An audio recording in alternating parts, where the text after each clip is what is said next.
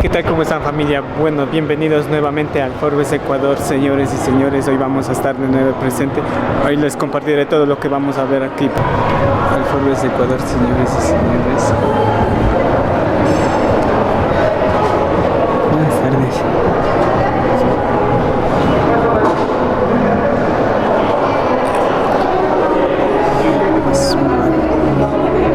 Vamos a ingresar. Listo, sigue por favor. Gracias. Buenas tardes. Gracias. Gracias. Señores, ingresamos a Forbes Ecuador. Ya nos pusieron su marca. Listo, muchachos, vamos a dar ingreso al evento Forbes. Nos fuimos. Y vamos a ir viendo qué nomás tenemos aquí, qué nos encontramos, qué nos hacemos.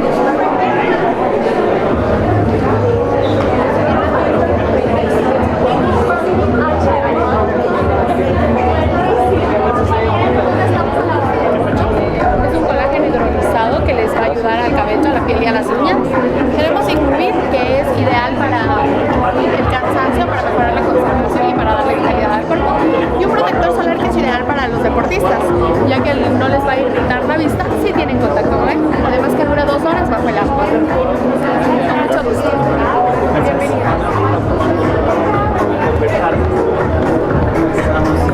Ingresamos al evento y ingresamos. Buenas tardes, ingresamos, señores, y nos fuimos. Muchachos, ya damos inicio al evento Forbes. Buenas tardes a todos. Bienvenidos al Mundo Forbes Ecuador. Les saluda María Fernanda Arauz. Yo soy parte del equipo editorial de la revista número 1 de negocios del Ecuador y del mundo. Nos sentimos honrados de darles la bienvenida a nuestro Summit Health and Care, un encuentro para debatir sobre la salud mental en Ecuador y la región. ¿Cuál es el rol del Estado y del sector privado en el desarrollo de políticas, planes, programas y servicios enfocados en promover este importante sector de la salud? Por favor, les invito a tomar asiento a aquellas personas que todavía no lo hacen. Muchas gracias. Damos inicio al Summit Health and Care. Empezamos con las entrevistas one-to-one. Muy buenas tardes a todas y a todos. María Susana, un gusto tener acá en el Summit de Health and Care. Este es ya el cuarto Summit de Puerto Ecuador. Es un gusto nuevamente estar acá en el Foro de San Francisco para hablar de un tema que está siempre ahora en la mesa, ¿no? El tema de la salud mental sobre todo. Y yo quería empezar para eso preguntándole ¿qué rol juega la discriminación, el bullying, digamos, a veces que ocurre en las oficinas? Tenemos ahora generaciones diferentes interactuando todos los días, pueden ciertas conductas discriminatorias. Creo que en términos de discriminación se ha hecho bastante, se ha avanzado un montón y creo que la primera cosa que se ha hecho es tenerlo ya presente y tenerlo sobre la mesa y sacar la colación para hacer políticas alrededor de eso y poder ver muchos temas de mayor equidad. Creo que lo que más se ha trabajado es el tema de género, especialmente con tema de mujeres y hombres, un poco balanceando posiciones directivas y demás. Pero sin embargo todavía hay espacio para hacerlo. Más allá de solo decir un tema de hombres y mujeres, hay, como tú lo mencionabas, un tema de muchas generaciones conviviendo actualmente en las empresas y creo que ese es uno de los problemas más grandes que enfrentamos las personas que estamos administrando el talento dentro de las organizaciones. El cómo podemos convivir y cómo podemos hacer que esta convivencia realmente sea armónica, ¿sí? No que uno venga a canibalizar el otro y ahí se genere cierta discriminación, sino que más bien nos apoyemos el uno a los otros, ¿cierto? Hemos visto, por ejemplo, empresas que han sacado programas muy interesantes de contratación específica para personas sobre los 40 años, ¿ya? Y cuando ya empezamos a tener 40 años nos sentimos un poco asustados y discriminados y decimos, por Dios, o sea, todavía estoy joven y tengo bastante tiempo de vida laboral útil. Entonces, ya cuando te empiezan a decir, no, hasta los 40 años, estás perdiendo también toda ese bagaje, esa experiencia que te trae la gente que tiene esa edad, ¿cierto? Versus toda la gente nueva que te viene con una vorágine de un montón de cosas nuevas para hacer, de implementar y de crear cosas nuevas. pero que muchas veces sí necesitas que el que viene acá y el que tiene la experiencia acá te ayuden a ir encauzando las cosas dentro de un parámetro corporativo y se vaya conviviendo. Entonces creo que en discriminación se puede hablar de varias cosas, pero creo que tenemos que tratar de ir jugando mucho con el tema de las convivencias de las generaciones, del tema del género indudablemente, y tratar de que la balanza justamente, valga la redundancia, esté balanceada, ¿no? Que la brecha se vaya cortando. Y la brecha se vaya a cortar, porque si no es como que lo que hacemos es nos vamos al otro lado de la balanza. El otro día entrevistaba a un candidato y me reía porque le decía, ¿por qué se quiere cambiar de trabajo? Me decía, porque en esta empresa solo crecen las mujeres y los hombres no nos toman en cuenta. Entonces era un comentario extraño a lo que normalmente estamos acostumbrados a escuchar, pero empieza a pasar porque a veces se nos da un poquito la mano y también inclinamos la balanza hacia ese lado. Ya al interior de las organizaciones, con sus clientes, ¿qué hablan? ¿Qué les dicen? ¿Qué retroalimentación hay sobre este tema? Creo que lo que los clientes o las empresas buscan en este sentido es, primero, que haya un fit cultural. Nosotros podemos decir que hay candidatos que son excelentes para una posición, pero no todos los candidatos son buenos para todas las empresas, así como no todas las empresas son buenas para los candidatos, ¿cierto? Entonces, tenemos que nosotros buscar que haya ese clic, que haya ese fit, ¿ya? En términos de cuáles son las expectativas de la empresa frente al empleado y cuáles son las expectativas del empleado frente al empleado. Creo que hay empresas que han avanzado muchísimo en ese sentido, en impulsar más programas de cuidado. Y creo que una de las prácticas que a mí personalmente me gusta bastante es la personalización de los beneficios. Antes teníamos un tema que decíamos, a ver, estos son los beneficios que ofrece la empresa y a ti te daban, y si te calza bien y si no también, agradece que tienes beneficios fuera los de la pero para todos. Pero ahora hay muchas empresas que empiezan a trabajar, ya sea una suerte de cuponeras o un tema de cupos, digamos así, de que valorizaron los beneficios. Entonces, por ejemplo, si es que para mí es más interesante tener un seguro médico, por ejemplo, familiar, con una cobertura mayor, eso ya se resta de mi cupo, pero para otra persona capaz es importante solo tener un seguro medio, pero que tenga más flexibilidad o que tenga este tema de poder ir al gimnasio y de las membresías, porque son diferentes estilos de vida. Entonces es una forma de decir, yo quiero que estés bien, quiero que te sientas bien y quiero realmente cubrirte con los beneficios que tú vas a utilizar y que para ti son importantes. Y esto ayuda a que exista, digamos, tal vez un equilibrio entre la productividad y la parte emocional del colaborador. ¿Es posible llegar a ese equilibrio o es todavía una utopía?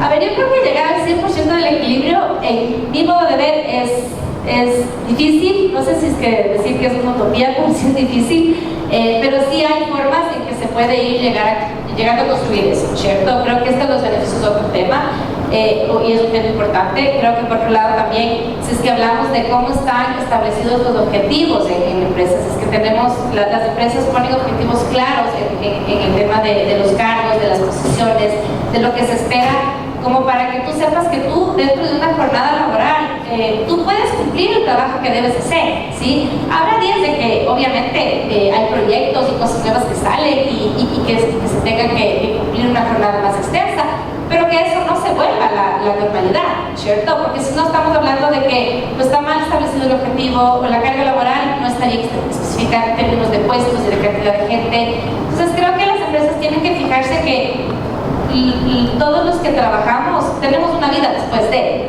¿sí? Entonces tenemos una vida antes de llegar al trabajo y tenemos una vida después de llegar al trabajo. Entonces es importante que sí se generen esos espacios en el que la gente pueda ir a compartir y que esté bien visto, que sea más el tema de no quiero que estés largas horas de trabajo aquí, porque tampoco eso me dice que tú eres más productivo, ¿sí? Sino que se trabaje por objetivos en lugar de por horarios, y que la gente también empiece a respetar. Entonces yo sé que si es que te pido algo después de las 5 o 5:30 de la tarde y necesito que me contestes porque surgió algo, porque es un urgente, pero no, si es que yo te empiezo a mandar mail a las 5, 6, 7 todos los días, tú me tienes que seguir, o sea, ¿cuándo cortamos? ¿No? Entonces creo que también es importante saber cuándo poner un pare como políticas y saber que el siguiente día, o sea, eso queda para el siguiente día y el puedo continuar bien. Esta recomendación que usted hace, Susana, es más fácil en una startup tal vez, frente a una organización familiar, una empresa familiar que tiene 20, 30 años en el mercado, que tiene otras lógicas, otros sistemas internos. Yo creo que mucho es trabajar trabajar internamente en la cultura.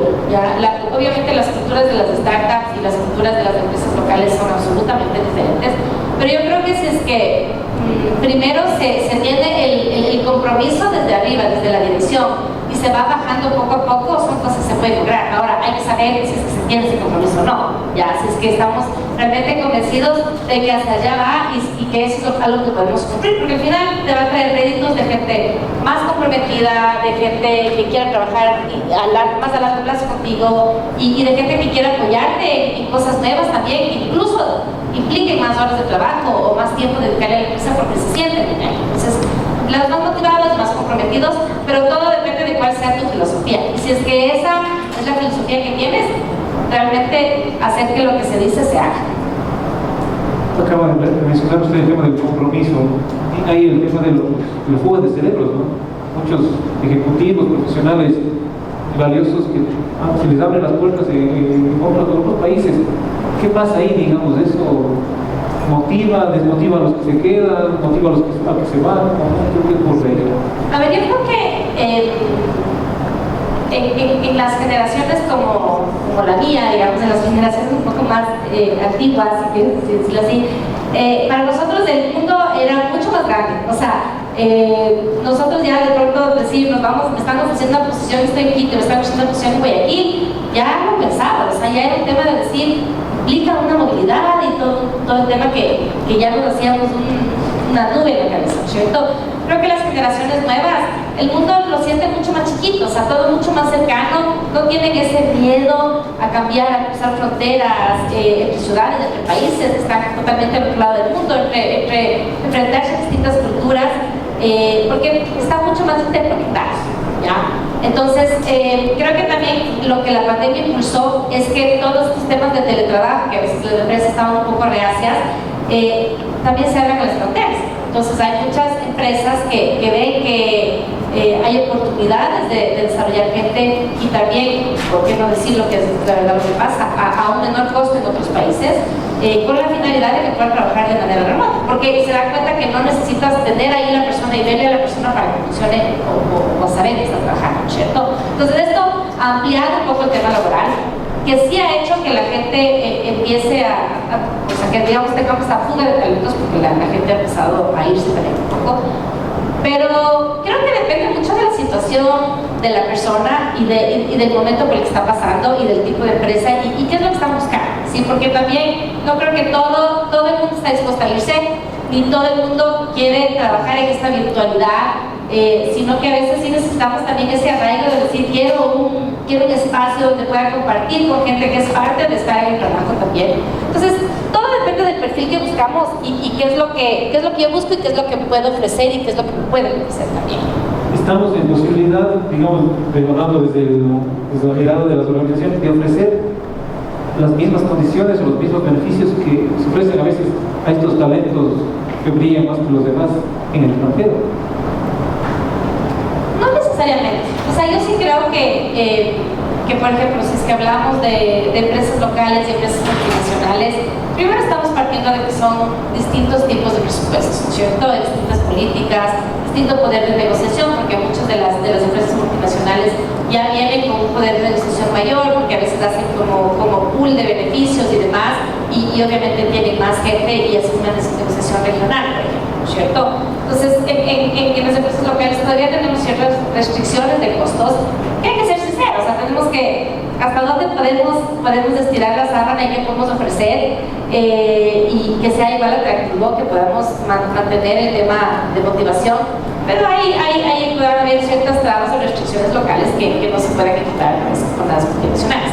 Entonces hay que ver en qué situación estoy y qué estoy dispuesto a ceder y qué estoy dispuesto también a dar, hasta dónde puedo darlo, con el fin de tener esa persona que puede ser un perfil súper interesante o de pronto no es un perfil para el tipo de empresa que yo tengo también. Y última pregunta, que se nos acaba el tiempo. Todo esto redunda en el bienestar de la persona, en su productividad, ya lo hemos dicho. ¿En qué otros aspectos puede beneficiar o mejorar a la persona o individuo? O sea, yo creo que las empresas básicamente lo que deben enfocarse es en cuidar a su gente, ¿sí? Porque la gente le está generando y la idea es que la empresa cumpla los objetivos a través de las personas. Entonces, las personas les están generando un montón de ideas, un montón de acciones, un montón de trabajo estratégico, operativo, táctico, que se necesita para que la empresa pueda seguir creciendo, ¿cierto? Entonces, creo que como empleadores debemos cuidar a la persona de manera integral. No solo te cuido como el empleado, porque esa es la parte que a mí me funciona y que me estás aportando como empresa, sino como persona y como individuo, ¿sí? Entonces, pensar en programas no solo que te cubran al empleado, sino de qué pasa con las familias, cómo hago que la gente que trabaje conmigo realmente, la gente de su círculo íntimo tenga una mejor vida, tenga una mejor situación, tenga un mejor desarrollo. Entonces, sí creo que hay muchas formas de que no necesariamente requieren un montón de presupuesto, sino el estar presente y el dar estas alternativas de cuidado más general que te permitan que eso se vaya traspolando y la gente debe estar comprometida y agradecida, que no necesariamente es un tema de me dieron más beneficio, me pagaron mejor, sino que ese sentirse cuidado creo que genera muchísimo más que muchas de las otras cosas extrínsecas muchas veces. Perfecto, María Susana, muchísimas gracias por su participación. Muchas gracias por su atención. Agradecemos a María Susana y a Pedro por la intervención. A continuación nos acompaña Maite Farías, jefe de pediatría en CIME. Bienvenida a la doctora Maite Farías, ella es jefa de pediatría de CIME, Sistemas Médicos en Ecuador, pero es mexicana. Acabamos de hablar hace unos minutos, se enamoró de un pediatra ecuatoriana y desde hace 2 años reside en el país. Bienvenida. Gracias, Mónica. Hola con todos. Buenas tardes. Actualmente la sobresaturación de información y la liberación excesiva de dopamina en los niños conectados e hiperconectados son factores que incrementan o generan que nuestros niños estén estresados, doctora. Sí, definitivamente sí. El tema con el estrés, Mónica, es que es una condición que pasa desapercibida por muchos padres. Hay muchos factores que la pueden desencadenar y efectivamente uno de ellos es el abuso de la tecnología, la sobreestimulación que tienen los niños hoy en día con el tema de las redes sociales. Y todavía se debate los límites o no a esas redes sociales. ¿Cuáles son las claves o por dónde comenzar en la casa, doctora? Bueno, los límites definitivamente vienen desde la casa. La Academia Americana de Pediatría, que es la institución que nosotros los pediatras tenemos como estándar, tiene ciertas delimitaciones del tiempo en pantalla que tiene que pasar un niño según la edad. Por ejemplo, como dato general, los menores de 2 años de edad no tienen autorización de ver ni pantallas, ni caricaturas, ni nosotros como padres prestarles el celular, porque se ha visto que la sobreestimulación con las imágenes que aparecen tiene efectos negativos para el neurodesarrollo del cerebro. Y en las siguientes etapas, menores de ¿cuándo es la edad ideal para que un niño o ya adolescente para acceso a esas pantallas? No hay una edad ideal. La recomendación es no antes de los 2 años. Después de eso depende mucho de otras actividades. No está mal que dejemos que los niños vean caricaturas, pero hay que limitar tiempos.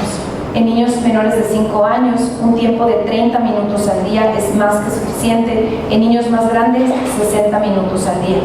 También hay que tener mucho cuidado específicamente los padres que tienen hijos adolescentes, porque están en acceso a diferentes plataformas que pueden ocasionar además otros trastornos que aumentan el estrés, como el ciberbullying.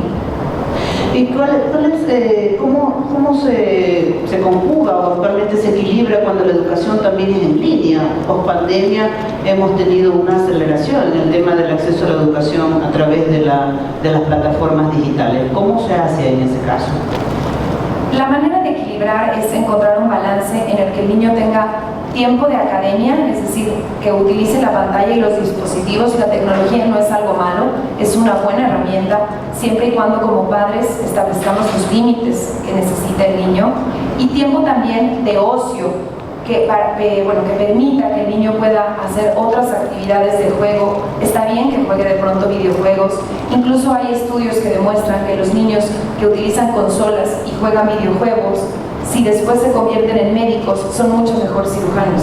porque desarrollan habilidades manuales. Entonces, sí está permitido, siempre con una moderación, y también algo fundamental es fomentar en los niños las actividades al aire libre y las actividades que incluyan el deporte. Agradecemos a Maite y a Mónica por su participación. A continuación nos va a acompañar el doctor Carlos León Andrade. Carlos, bienvenido a este conversatorio rápido. Creo que 15 minutos nos va a quedar cortos, porque todavía tenemos miedo de ir al psiquiatra, parece mala palabra. Sí, es cierto, y felizmente habría que reconocer que sí ha habido una modificación en esa percepción de que los psiquiatras somos solo para locos. Y en los últimos años yo creo que la gente ha estado más dispuesta a aceptar de que existen enfermedades en el área de la salud mental, pero que ha habido menos estigmatización a las enfermedades mentales. Mucha gente se avergüenza de tener alguna enfermedad de carácter mental como depresión o ansiedad, considera que son una especie de defectos o debilidades y no están dispuestos a aceptarlo, pero yo creo que la sociedad poco a poco ha ido abriéndose y abriendo la posibilidad de recibir ayuda en el área de salud mental. No me refiero solamente a psiquiatría, sino también a psicoterapia, a psicología, que son áreas muy importantes de ayuda en el área de salud mental. ¿Por qué deberíamos hacerlo regularmente, una consulta con un psicólogo o un psiquiatra, como una terapia o como una costumbre de ir al médico? ¿Debería ser eso dentro de nuestra área? Yo no creo que tanto así como hacerse un chequeo médico una vez al año, pero sí creo que podríamos estar atentos a ciertos elementos que nos llamen la atención de nuestro propio comportamiento. Se ha hablado, y excelente participación de la doctora anterior, de elementos en los cuales todos los seres humanos vamos a estar expuestos al estrés.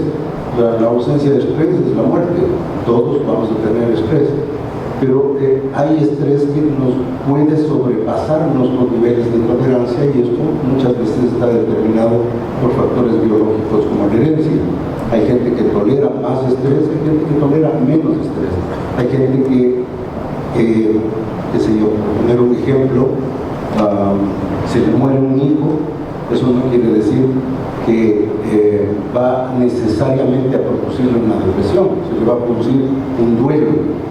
El duelo puede parecerse a la depresión, pero no es una enfermedad, es una respuesta emocional adecuada para el evento que ha ocurrido, la pérdida de un ser amado, pero no es depresión. Hay otras personas que se les muere el goldfish de la pecera y hacen depresión. O sea, es una exageración, pero hay desproporcionalidad en la respuesta. Se habló de ansiedad, por ejemplo. La ansiedad es parte de nuestra naturaleza, es una señal de alarma y de ponerle atención. Yo diría que la ansiedad en el ser humano es el equivalente desde el punto de vista físico al dolor. Si es que no tuviéramos la percepción de dolor, estaríamos dejando los dedos en todas las puertas o nos estaríamos quemando en todas partes. Es decir, el dolor es una señal de alarma que dice: ponle atención, si es que sigues poniendo la mano ahí te vas a quemar, entonces retiramos la mano. La ansiedad es un elemento emocional que hace el mismo papel, o sea, ponle atención a esta cosa, porque si no te puede hacer daño. Ahora, hay trastornos de ansiedad así como hay trastornos del dolor. Hay gente que le duele hasta la uña o el pelo, es una enfermedad, una hiperalgia. Y así también hay trastornos de ansiedad, o sea, hay gente que va a tener a un estímulo de 5 una respuesta de 25 o de 50, una desproporción. Entonces ahí hablamos de trastornos de ansiedad. ¿Han aumentado las consultas psiquiátricas de estos últimos años? Yo creo que sí han incrementado enormemente, porque hay datos. Hemos tenido, lastimosamente en el Ecuador no tenemos unos estudios epidemiológicos adecuados, pero hay indicadores externos que de una manera u otra pueden alertarnos de que está dándose un cambio en ese sentido. Por ejemplo, el número de consultas del área de psicología y psiquiatría en los hospitales generales se ha incrementado. La venta de medicamentos que se utilizan para ansiedad, depresión, insomnio, se ha incrementado a nivel de las farmacias. Es decir, son indicadores que de una manera u otra están mostrando de que estamos frente a una verdadera pandemia ahora de carácter de salud mental. Esto no en el Ecuador, es a nivel mundial que se han dado unas verdaderas epidemias de trastornos en el área de la salud mental como consecuencia de la pandemia. Y uno de los elementos importantes que se tiene que mencionar en nuestro país es que la pandemia ha seguido también con un periodo de enorme violencia en el país, y la violencia genera muchas reacciones de carácter emocional en la gran población. Y justo eso le iba a consultar.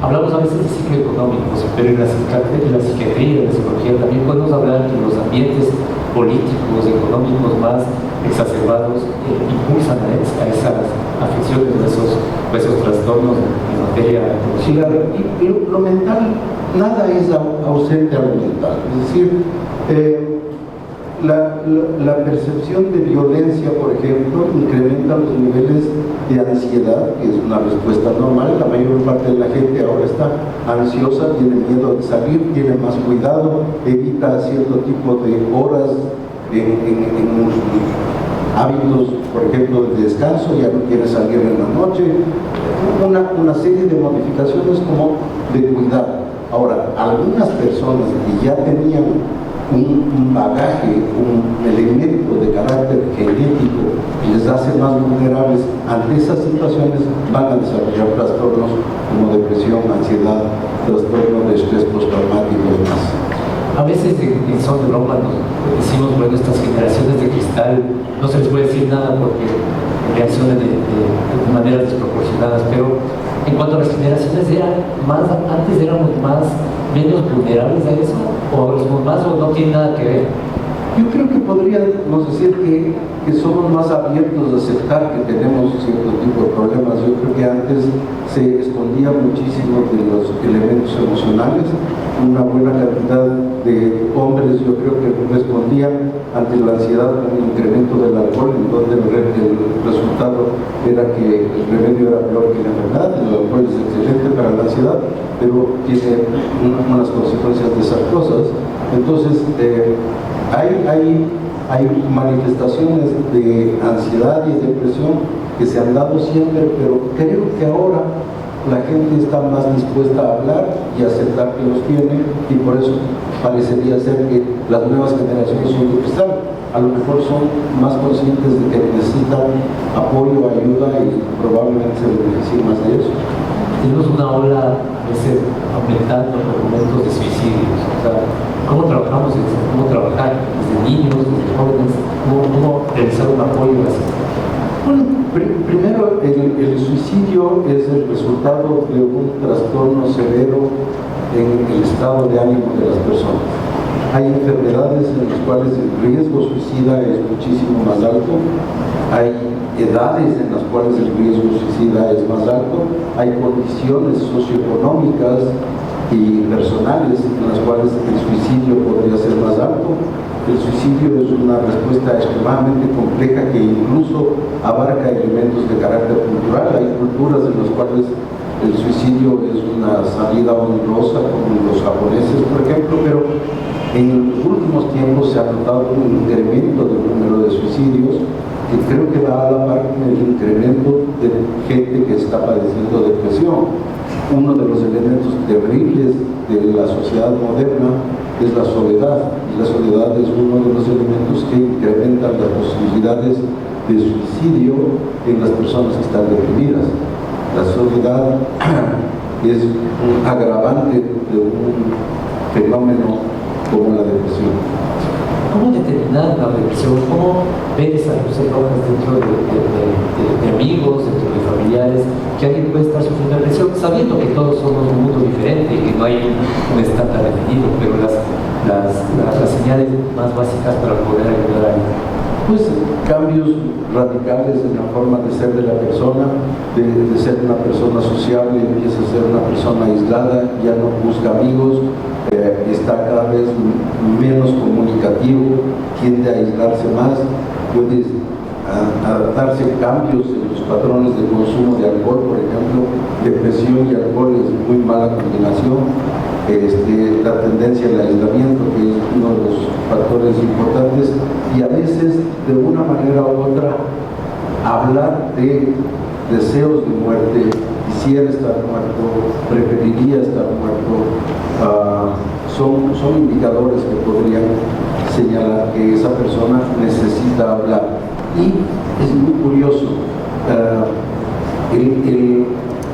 un porcentaje alto de personas que han suicidado han visto al médico en el último mes por alguna razón, somática o lo que sea, pero de una manera u otra la mayor parte de médicos son extremadamente cautelosos en hacer preguntas sobre el estado emocional de las personas y como que se enfocan más en las partes de carácter biológico o fisiológico que son motivo de la consulta. Pero si es que los médicos tuvieran una mayor sensibilidad para con sus pacientes hacer preguntas en relación al estado anímico, probablemente podrían determinar más número de casos que puedan ser detectados oportunamente. Hay que evitar lo que más se pueda la medicación. ¿Perdón? Hay que evitar lo que más se pueda la medicación. A ver, la medicación es realmente importante en quienes la necesitan. Es decir, hay un grupo de gentes que tienen una alteración a nivel del sistema nervioso que genera cuadros depresivos severos. El trastorno bipolar, por ejemplo, que son fluctuaciones de estado anímico entre euforia y depresión, es una de las enfermedades en donde se ve claramente el factor de carácter genético en el origen de la enfermedad. Y son uno de los grupos, a propósito, con más alto riesgo de suicidio. Esos pacientes se benefician muchísimo de cosas naturales como el carbonato de litio. Lastimosamente ahora en nuestro país, y valga la denuncia, no tenemos carbonato de litio para tratar a la gente que tiene trastorno bipolar.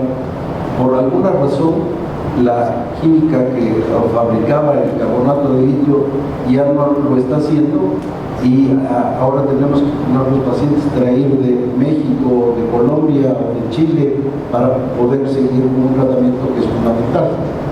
Parece que el litio está utilizándose para baterías y por lo tanto ya no quieren hacer pastillas y resultaban extremadamente baratas. Pero bueno, volviendo al tema, el litio es una sustancia natural, carbonato de litio, tiene un anión y un catión, y esto tiene un papel equilibrante dentro del sistema nervioso y evita que las personas fluctúen. Estas fluctuaciones son las causantes de casos severos como el suicidio. Hay otras personas que se ha demostrado hay un desbalance bioquímico a nivel cerebral que los antidepresivos juegan un papel importante en restablecer ese equilibrio, y de ahí es que los antidepresivos no es que son pastillas de felicidad, o sea, me tomo ahorita un antidepresivo y mañana estoy feliz. Se demora un tiempo en reequilibrar ese desbalance bioquímico que se dio en el cerebro. Ese es uno de los elementos, y el otro elemento es el psicoterapeuta, porque la depresión modifica la visión del individuo, del mundo, del entorno, de las perspectivas. Todo lo ve negro, todo lo ve negativo, no hay soluciones, y entonces la parte psicoterapéutica ayuda muchísimo a restablecer ese equilibrio, en cambio psicológico, emocional. No creo que sea solamente la parte biológica, que en muchos casos es fundamental y absolutamente necesaria, y hay otros casos en los cuales va a ser necesario solamente una parte de psicoterapia, de apoyo, de modificaciones cognitivas en la persona en relación a constructos mentales que le dejan los cuadros de ansiedad o depresión. Carlos, tenemos muy poco tiempo, pero muy rápidamente, en 3 sectores, ¿cómo podemos trabajar en salud mental? En primer lugar, la familia.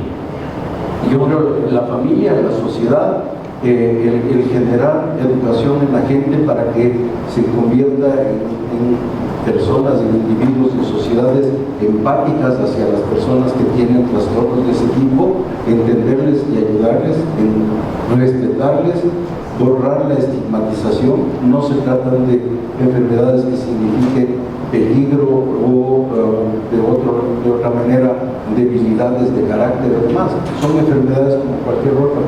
A ningún paciente diabético le dicen ponga de parte para que le baje la glucosa. En cambio, los deprimidos sí les dicen ponga de parte para que se sienta mejor. El ponerse de parte no es la solución. En las empresas, ¿cómo trabajamos en salud mental en las empresas?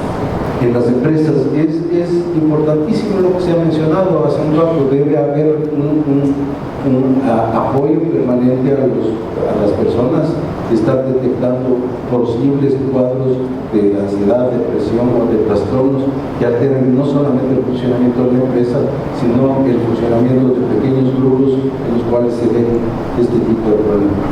Y el Estado, la política pública. En política pública, recientemente se acaba de elaborar y está por aprobarse o aprobar una ley de salud mental. Yo creo que se necesita en este momento en el país muchísimos grupos de apoyo, de autoayuda y de apoyos grupales, muchos psicólogos trabajando a nivel de las comunidades, dando apoyo a la gente y detectando casos en los cuales se necesite otro tipo de tratamientos. Carlos, muchísimas gracias por usted. Gracias por habernos acompañado en este summit de salud mental.